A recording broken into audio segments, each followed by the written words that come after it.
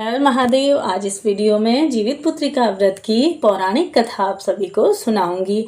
तो जैसा कि महिलाएं अखंड सौभाग्य के लिए, साथ ही अपने पुत्र की लंबी आयु और अच्छे स्वास्थ्य के लिए इस व्रत को धारण करती हैं। साथ ही अश्विन माह के कृष्ण पक्ष की सप्तमी तिथि से यह शुरू हो जाता है, जिससे कि व्रत अष्टमी तिथि के दिन रखती हैं और नौमी तिथि के दिन पारण होता है। इस दौरान कथा अवश्य से ही आपको सुननी चाहिए। कथा सुनने से माना जाता है कि आपको पूर्ण व्रत का फल प्राप्त हो जाता है। मन में जीमूत भगवान जी का स्मरण करते हुए बोलिए जीमूत बाबा की जय हो। एक समय की बात है, एक गांव में दो बहनें रहा करती थी। एक का नाम सुखिया और एक का नाम दुखिया था। दोनों का नाम उनके भाग्य के अनुसार था, क्योंकि सुखिया अमीर थी, हमेशा खुश रहती थी, और दुखिया गरीब थी, हमेशा दुखी रहती थी। पर दोनों बहनें एक ही गांव में रहती थी। सुखिया के घर में दुखिया काम किया करती थी, साफ सफाई करती, खाना बना कर रखती और बचा हुआ खाना सुखिया उसे दे दिया करती। इसी तरह से दुखिया का घर चलता था। जब समय बीतता गया, दोनों बहनों के दो दो पुत्र थे, यानी कि सुखिया के भी दो और दुखिया के भी दो पुत्र थे। जब जितिया का व्रत आया तो हमेशा की तरह दोनों बहनें ने जितिया व्रत रखा। दुखिया सुखिया के घर काम किया करती थी। व्रत के दिन भी दुखिया ने सुखिया के घर को चावल फटका, चावल को साफ करा, उसमें से जो गुर्दी निकलती है उससे अपने पास रख लिया। साफ चावल सुखिया को दे दिए। फिर उसने साग को चुनी पत्तियों को डंठल से अलग किया। यहाँ तक कि बढ़िया वाला साग सुखिया के घर रख दिया, और बची हुई डंठलों में से जो पत्तियां थी, जो डंठल थे बचे हुए, उन्हें वह दुखिया से सुखिया अपने घर के लिए खाना बनाने के लिए मांग लाई। साथ ही चावल की खुर्दी और साग की डंठल को लेकर वह अपने घर आई और चावल की खुर्दी की साग और डंठल खाना बनाकर अपने बच्चों को खिलाने लगी। खुद भी खाया। इसके बाद दुखिया सोने के लिए चली गई। आधी रात में एक बूढ़ी औरत उसके घर का दरवाजा खटखटाती है। तो दुखिया ने पूछा कि आप कौन हैं? तब उस बूढ़ी औरत ने बोला, बेटा हम हैं। दुखिया ने उठकर दरवाजा खोला और कहा, माँ आपको क्या चाहिए? आप इतनी रात यहाँ किस लिए आई हैं? तब बुढ़िया ने कहा, बेटा मुझे बहुत भूख लगी है, मुझे कुछ खाने को दे दो। दुखिया उस बूढ़ी औरत को घर के अंदर ले आई और कहती है, हम लोग बहुत गरीब हैं, आज मैंने खुर्दी का चावल और साग की डंठल को बनाया है, क्या आप उसे खाएंगी? तो बुढ़िया ने कहा, हाँ क्यों नहीं खाएंगी, मुझे बहुत भूख लगी है, मैं वही खा लूँगी। दुखिया अंदर जाकर खुर्दी का चावल और साग का डंठल लाकर उस बूढ़ी औरत को खाने को दे देती है।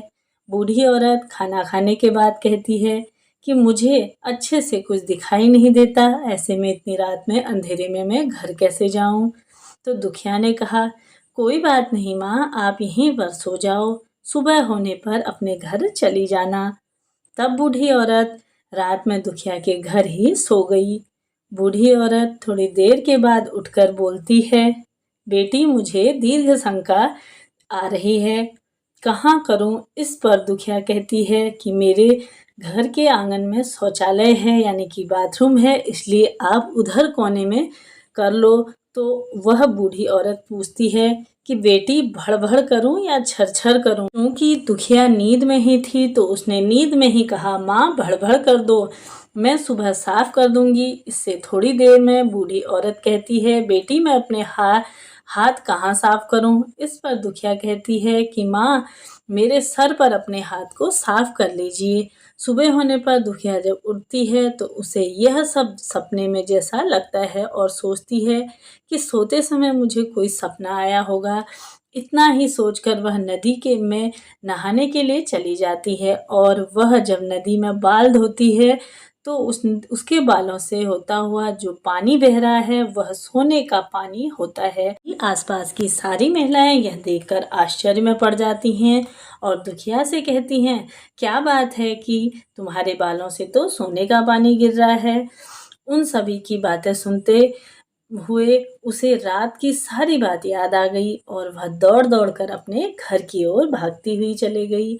यह सोचकर कि उसका घर बूढ़ी औरत की दीर्घ शंका से गंदा हुआ है, पहले उसको साफ करना होगा। लेकिन जब वह अपने घर जाती है तो देखती है कि घर के हर कोने में ढेर सारा सोना बिखरा पड़ा है। यह सब देखकर दुखिया बहुत खुश हो जाती है और सोचती है कि यह सब जीमूत बाबा जी की कृपा है, जो मेरे घर बूढ़ी माँ के स्वरूप में आए थे। मेरे घर आए और मुझे इतना सारा आशीर्वाद दिया। अब दुखिया भी अमीर हो गई और सुखिया के घर जाकर काम करना बंद कर दिया। दुखिया अपना व्रत पूरा करने के बाद अपने पुत्र से कहती है कि जाओ मौसी के घर से तराजू लेकर आओ, मुझे ये सोना नापना है कि यह कितना है। बच्चा खुशी खुशी मौसी के घर जाकर तराजू मांगता है। इस पर सुखिया पूछती है कि तराजू पर क्या नापना है। बच्चा भोला होने के कारण बता देता है कि मेरे घर में बहुत सोना है, माँ को उसे ही नापना है। तभी सुखिया बच्चे को बोलती है कि खाने को तो तुम्हारे पास कुछ नहीं है और सोना नापोगे, मुझसे झूठ बोल रहे हो। तब बच्चा कहता है कि मैं झूठ नहीं बोल रहा हूँ। तब सुखिया सोचती है कि तराजू मांगा तो है, तो कुछ तो जरूर नापेगी, इसलिए वह तराजू के पीछे गोंद लगा देती है। जो भी वह नापेगी इस पर जरूर से चिपक जाएगा। दुखिया ने तराजू पर सोना नापा तो कुछ सोने के टुकड़े उस गोंद में चिपक गए। और जब बच्चा तराजू लौटाने जाता है तो सुखिया तराजू को उलट पलट कर देखती है तो उसे तराजू के पीछे गोंद की जगह सोना लगा हुआ मिला।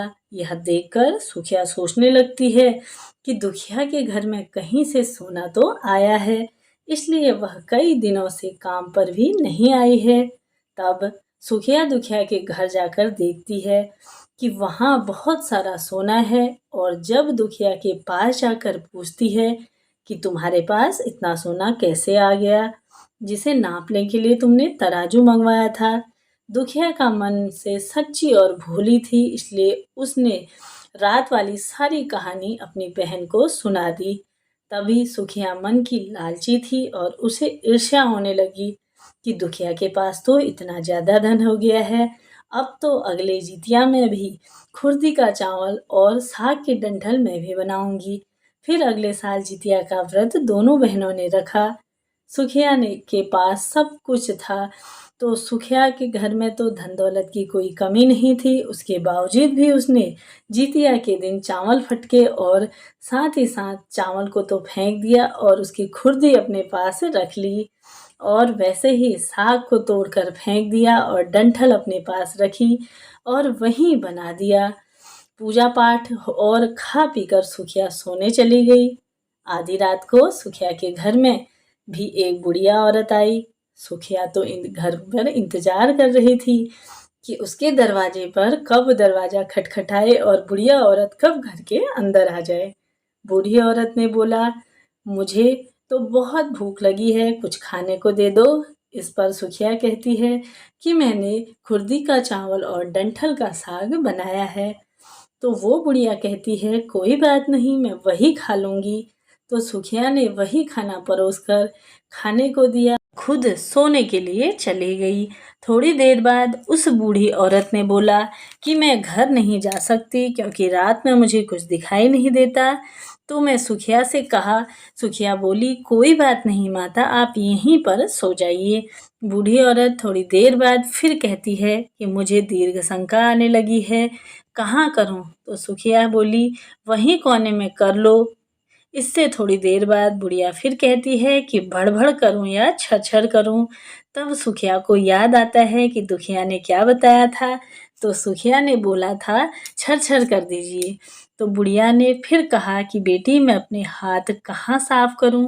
इस पर सुखिया ने कहा कि मेरे सर पर अपने हाथ साफ कर लीजिए। तब वो बूढ़ी औरत मैं सुखिया के सर पर अपने हाथ साफ कर लिए।